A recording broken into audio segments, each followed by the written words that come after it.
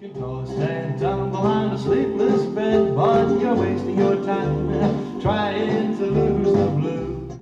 Hello, Mary. Thank you so much for agreeing to be interviewed. And just in case people don't know, you've got a new book out. I think it's your fourth book, Back on Track. And tell us what do we need to get back on track on? What have we swerved off course around? Well, great to be yarning with you about this, David, and thank you for inviting me. So I've long been concerned that as a sector, we're quite conservative about some of the processes that we have in place. And I don't think we're sufficiently critical about, with a good critical eye about whether some of them are actually serving the purpose they're meant to. So I think that what's happened during lockdown has been an opportunity for many of us to reappraise what's working, what's not working. And before lockdown, I'd been working on what had been really irritating me about some of the reasons why some colleagues in some schools were saying they didn't have time to do the important work around reading around the curriculum, getting some really rich subject knowledge and resources there for their pupils and students. And so I just started writing about it. The working title, I have to say, was Cutting the Crap. And then I thought that was slightly meta and putting it out there. So I brought it into Back on Track actually properly represents what I'm actually about on this. So, okay, do you think then, Mary, that that things were better in the past? Do you think that that education as a system has been off track? No, I actually think we're in a really good, productive, intellectually stimulating space at the moment. I think so much has been fed through in the last 10 years or so, which we can productively use to fine tune our practice and our thinking about curriculum provision and what we offer our young people. So I'm certainly not the sort of person who says, the olden days were the best. However, plenty of us were teaching without interactive whiteboards. So my question is, they're interactive for whom? I've yet to see them used really interactively. They're basically a Ponzi PowerPoint presenter. Give me visualizers over any interactive whiteboard. But many of us were teaching where there were serious limits on what you could photocopy. And many of us were teaching before this nonsense of if it moves, we have to mark it. Just ridiculous. So as anything, it's always a mixed picture. But I think there's just so much that there've been so many accretions across the years that I think it's a bit like, cleaning the bottom of a boat or a ship. I'm sure there's a technical term for that, but getting shot of all the barnacles. And one of the issues with that is because we are a conscientious profession that wants to do the best for pupils and students, we're very reluctant to drop anything in order to do something that might be better. Right.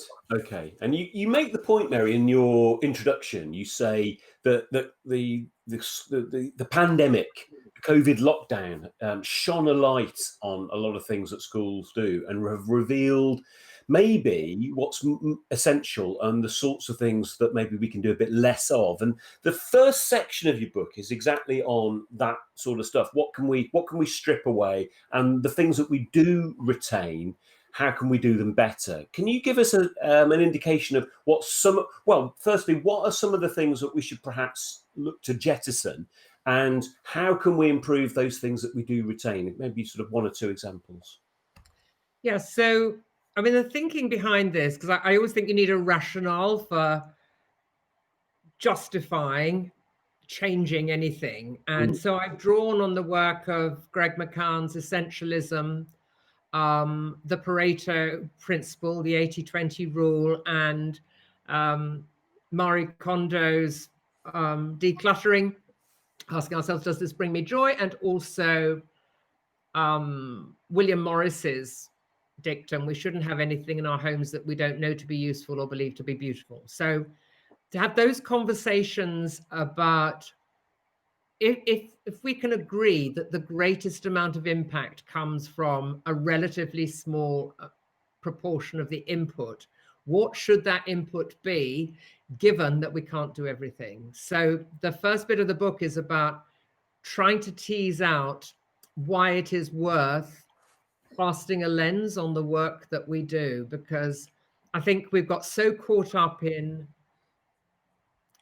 focusing on the process and quality assurance being around book scrutinies and not looking, for instance, other things as well, not looking to see whether it's made any difference. So we've got caught into this trap of busyness.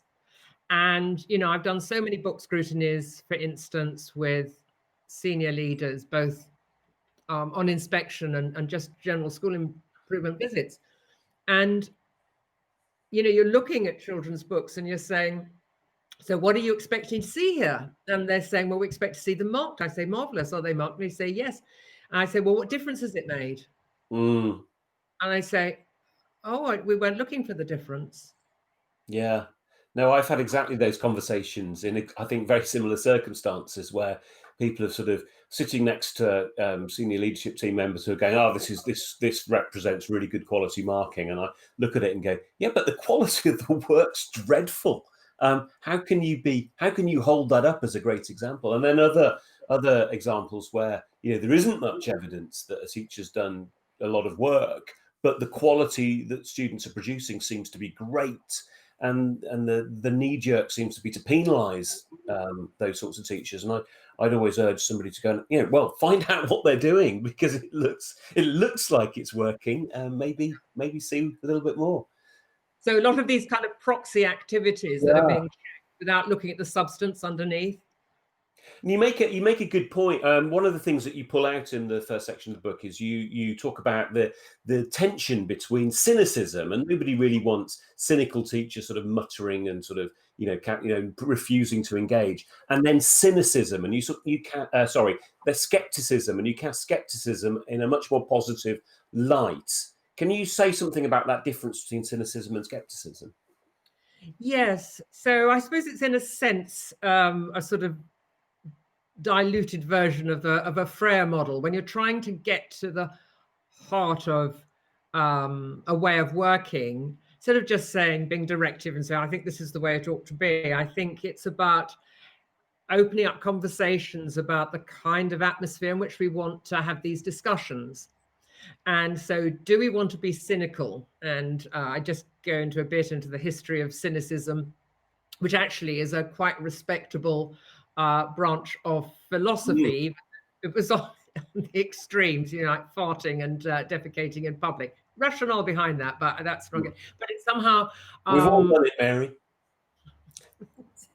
Not since the age of 18 months, I hope.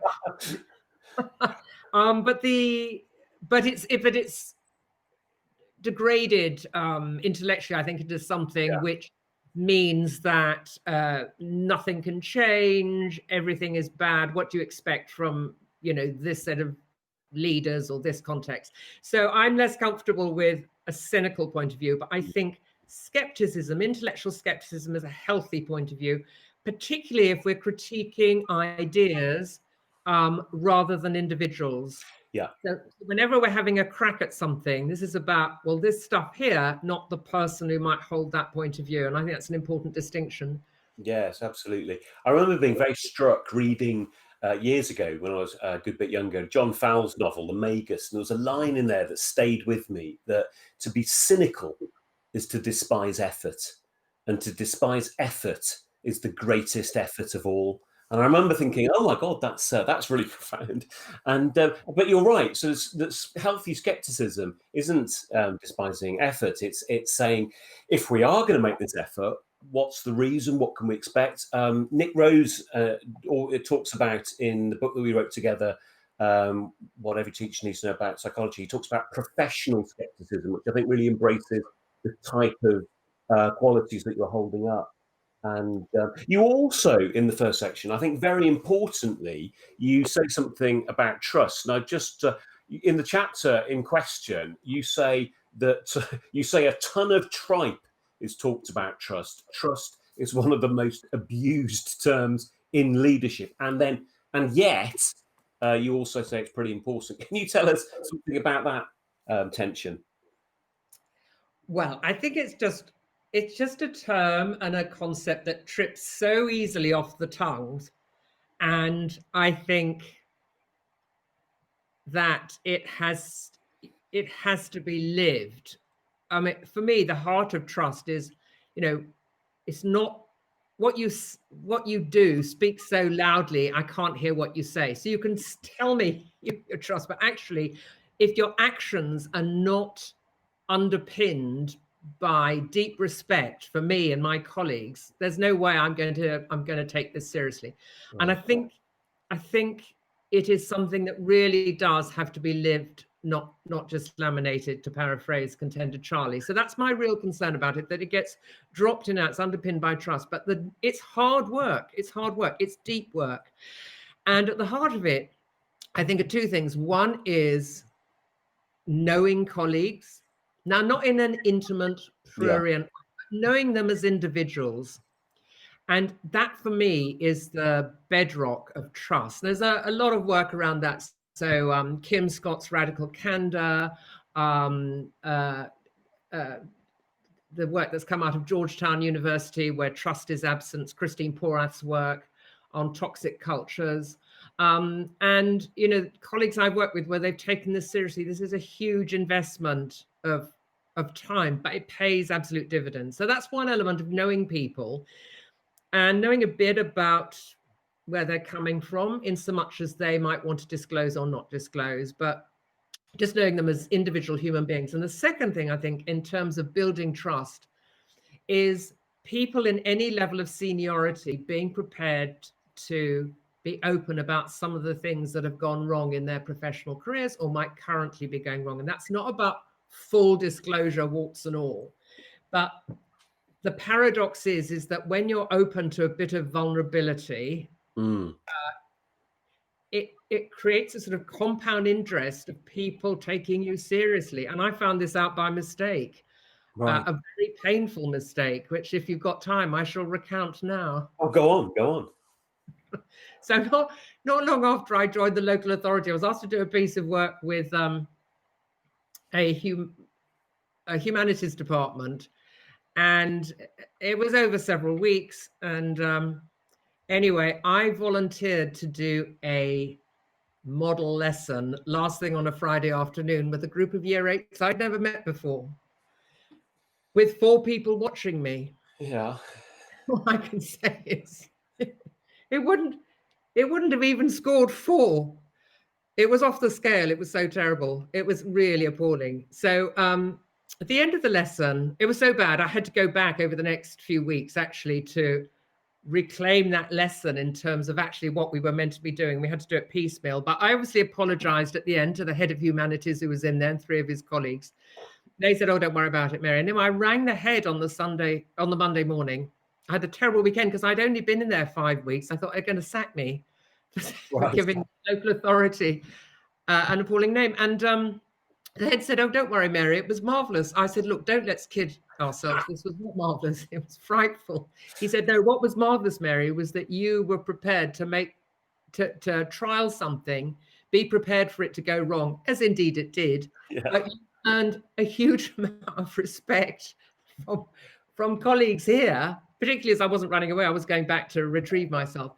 But I learned a lot from that, that, you can't get away with that if that is your normal practice. No. But because I'm a reasonably good practitioner, I had the results from to prove it, insofar as one needs anything. You've not got to have some evidence that you're not completely useless. But if you've got some sort of if you've got a bit of authority or leadership, and that is quite an extreme example, but you open up to things that are not going to say, well, people are going to disclose far more as well. And when you've got it in place, it is amazing, but too often it gets broken. Right. So, Mary, at one point, talking about trust. I think you make a really good point. You say if we want to be trusted, we have to trust others first, and that you say that the onus is on senior leaders to get the ball rolling by giving their trust reasonably, sensibly, proportionately to those who they work with. Does that capture what your thoughts on this well? Yes, it does very well. So, I mean, I don't have wider literature or evidence that I can call on from this. It's really my own observation that whoever's the senior person in a relationship needs to be offering that trust first. And I really started reflecting on this when I was still in school, and I was head of RE, and every year we would take the year 8s across 2 days from Ipswich down to Canterbury Cathedral for a unit on pilgrimage. And every year there'd be at least one, if not 2 or 3 characters who are either just back from having been excluded or on the cusp of some other mega misdemeanor. Right. Yeah. And so there was always an issue about whether those kids should go. So they always wanted to, obviously, because they thought it was going to be a jolly day out. They didn't realize how hard they were going to work. So I used to say to those kids individually, I have a conversation with them. I say, look, I know the head is not going to want me to take you because there are real concerns. I said, but I suspect I can trust you. Can I trust you? I said, because if anything goes wrong, I said, you'll be out and I'll be out of a job. I used to really ham it up. I'll be fired. Anyway, I always ended up taking those kids. Head was always pretty reluctant. Well, only reluctant after the first year. They never mucked about. Not only that, all of them went on and selected doing full course religious education. I think there might be a connection. Not that I particularly wanted them to, because they were jolly hard. And they were getting short course RE anyway, so I don't know why they opted to do it as an option. I think they just thought they'd get shouted at slightly less than the other options. But I think that's, I mean, I'm a statistic of 1, and it might be, it might just be me, but I've reflected a lot on that actually people for the most part want to be trusted. You're paying them a compliment when you do. And actually, if it doesn't go well, you've actually got the real high moral ground then to come down and say, you've really blown it because I thought you could do better than that. It's very powerful. I think it's a good bet. Do you know? I mean, of course, being an RE specialist, you'll know all about Pascal's wager. Yes. And the idea that it's believing in God is a good bet because the consequences of not believing are far worse. I think that's a bit cynical myself, but there we go. It is a bit cynical, but I think the decision to trust is a similar sort of wager. The consequence of not trusting are far more toxic and debilitating than the consequence of having your trust betrayed every now and again. So it's a good bet, I think. That's an interesting way of putting it. So the second part of your book, you call it priorities aligned, and the idea being, the theme running throughout that is well, it's aligned. When you say aligned to what would you say, Mary? Well, I think the alignment has to be individual to each school, each setting, each department, and each professional within the sector. So the alignment, I'm arguing, is linked to our core purpose in schools in general, what we're trying to do with the curriculum. And once we've got that alignment, so this is my core purpose, is to get some great stuff in front of kids. I need some time to do that. What am I not going to do? So the alignment, it's a bit like Simon Sinek's, the getting clear on the why. Once I'm clear on the why, it means other decisions I make in order to create the space and the time and the headspace to do this work properly means I can release myself from those with a clear conscience. And there's quite a grab bag of things in there. So you go from sort of quite big things like what it means to differentiate and how reading should be taught, and then you concentrate on what some might consider minutiae like photocopying. Tell us a little bit about your take on photocopying, Mary. Well,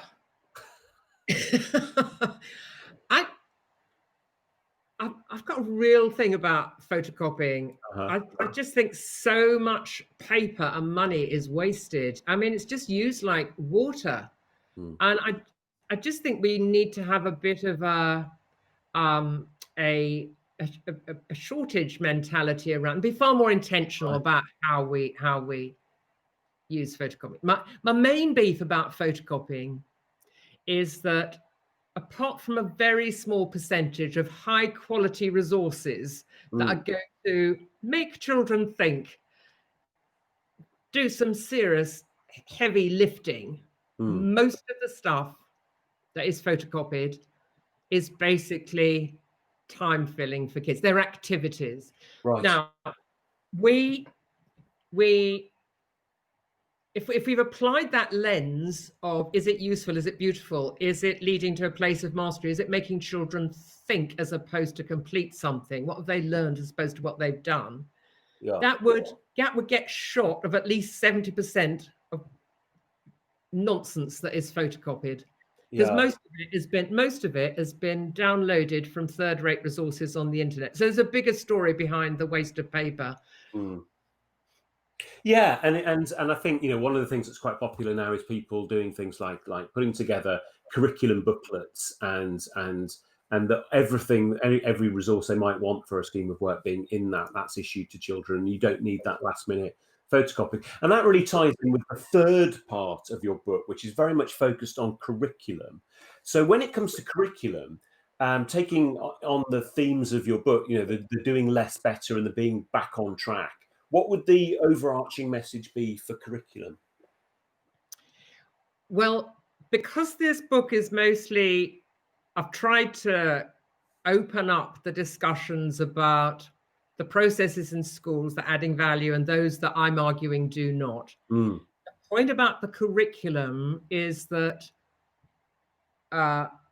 there's plenty of evidence that a high quality curriculum is the thing that is going to have the greatest impact on the greatest number of children, particularly those who have any kind of disadvantage. So what I'm trying to do with this is say, if we're going to do serious work on the curriculum, we have to get shot of the dross. Right. And so we've got to stop being precious about stuff that is not adding value to children's learning. So we create this space to prepare those high quality booklets, which should be privileged in the photocopying stack of things waiting to be done. That is really important. But if we're going to take a curriculum, I'm arguing, is the heart of school improvement, what does that entail? It entails leaders making sure that teachers have time to do this wider work, reading around their subjects, really understanding the nitty-gritty questions behind the units that they are going to be teaching. Where appropriate, some scholarly research as well. You've only got to look at some of the colleagues in the history community. They just undertake that, you know, with joy and excitement. Why? Because it's so interesting. And the other thing I'm arguing is that any resource we underpin our planning by should be as close as possible to the source material.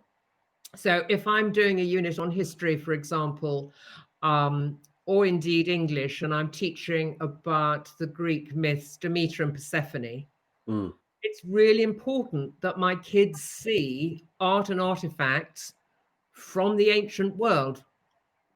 And they're there available in the British Museum on their website, together with amazing resources. That to me is the work that needs to be done. And it doesn't happen by accident. It happens because it's intentional on the part of leaders creating the time and the space to do this. And the further thing I would say to that, and I think I'm fairly sure I touched on it in the book, is that I believe this needs to be linked to performance appraisal as well. Dump the dodgy numbers, build in this kind of serious delicious academic work, and this is primary as well as secondary, Yeah. of just getting handful of beautiful texts and prompting our planning from that is what I'm arguing. But it needs a reframing of all the dodgy stuff that sits around it. Yeah, and sort of touching on that, you quote from John Tomser saying school leaders can't just wish teachers to improve. You have to put real serious effort and commitment into making sure that that happens. And that's what really seems to link to the point that you're making there about curriculum, Mary. And that, so the next section of the book is all about school systems and how those can be aligned with putting curriculum at the heart of what schools do and getting rid of nonsense and continuing the theme. You then have a section which is dedicated to Ofsted, which I thought was quite interesting. Can you say a little bit about, because you, in a previous life, you took part, you were an Ofsted inspector, and so you've got an insider's knowledge of Ofsted inspections, and you have some reflections on the current state of play. Yes, I can't say I've written that with any inside knowledge, because I haven't inspected for about 3 years. But I put the curriculum intent, implementation, and impact in there really to pick up what was missing from the curriculum, my previous work, No Free to Coherence, because I wrote that before the framework came out. And although there are lots of threads around sequencing, around concept development and all that sort of thing, which there's a synergy there between that and what's in the quality of education judgment. I just felt that it was worth having some commentary on the 3 I's, partly because, again, I think there's quite a lot of redundant activity, proxy stuff going on, busyness. Let's get stuff on a website when there's no obligation to that. But what is happening is that the conversations are being short-circuited. And so that's why there was just some commentary on that. The implementation bit I'm particularly interested in, because I think that some of the nuances of the implementation part of the quality of education judgment get skimmed over. So things like, for instance, it talks about teachers having good subject knowledge. Yeah. And then it goes on to say, I'm paraphrasing, where teachers have not got good subject knowledge, leaders have put in place appropriate support. So I think that's really helpful, because it's never a blame game. It's like most of us need some time to develop our subject knowledge. If we're in a primary school, this is even more urgent. So it's about just teasing out what that might mean. The fact that teachers give good explanations, and then the material is discussed with the class. And on the back of that discussion, teachers adjust their teaching accordingly. This kind of responsive teaching at the heart of formative assessment. So it's an opportunity to go back and sort of really unpack that, so that we don't fall into the trap of the curse of content coverage, which really worries me. And then the other big element that I don't think has been really unpacked across the sector is what I'm calling the principles of implementation. So this isn't in the framework, but I think we can have all these fine words, and then what ends up on children's desks is frankly not good enough in some parts of the sector. I mean, I'm generalizing here. There's some marvelous stuff, obviously, plenty of it, but across the sector, we've got to pull our boots up, I think. So, so you might say you've got an ambitious curriculum, and then you get a load of poor quality material that children are working from. And so it's that kind of thing that I think we need to be paying quite a lot of attention about. And that's why I wanted to include that bit in the book. And then the impact is, we just need to be emphasizing far more that the curriculum itself, from Christine Counsell and Michael Fordham's brilliant insight, the curriculum itself is the progression model.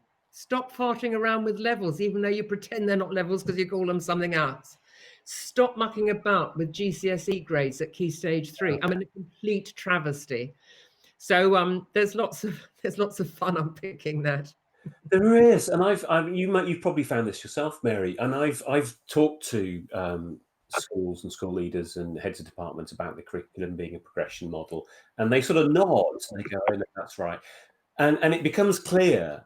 It's become clear to me that people think they know what that means, but don't actually. So when you say, "Look, this is what you taught them," you'll know if they've made progress because they'll have learned the stuff you taught them, and it's like there's a penny drop moment where they go, "Oh, right," and it's really that simple, isn't it? It's not trying to guess what they've learned by giving them assessments which bear a tangential relationship to what they've been taught. It's actually assessing them on what you've taught them.